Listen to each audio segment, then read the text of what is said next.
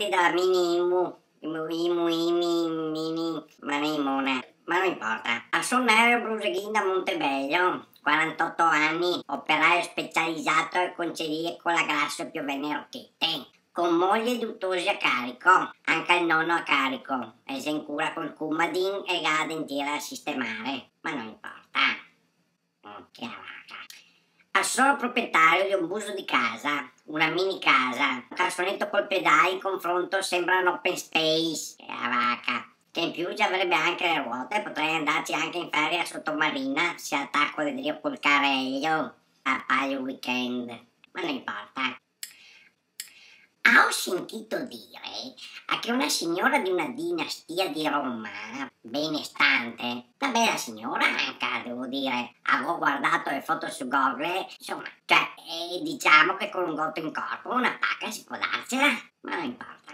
Beh, ho letto che quella lì aveva 1230 immobili e che avrebbe evaso il fisco per oltre 2 miliardi di euro. Che vacca, smassa, ma non importa.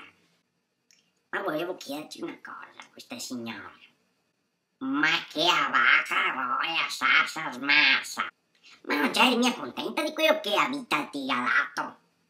O ti ha evaso per non fare a qua le poste, per pagare a minimo?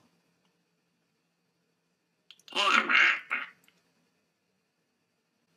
Ci auguro una cosa, questa signora.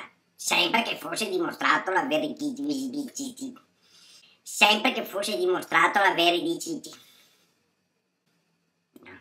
Beh, insomma, se quello che ha fatto è vero, gli auguro di fare a cuore poste con tutti i bollettini della minimo, partendo da Montebello e zone limitrofe, Altavilla e Caldogno comprese. E quando che avrà finito, invito gentilmente a passare un soggiorno obbligato nella mia mini residenza, a vedere che bello che c'è a fare a turno per andare a cagare nel mio mini cesso della mia mini casa, che la vacca.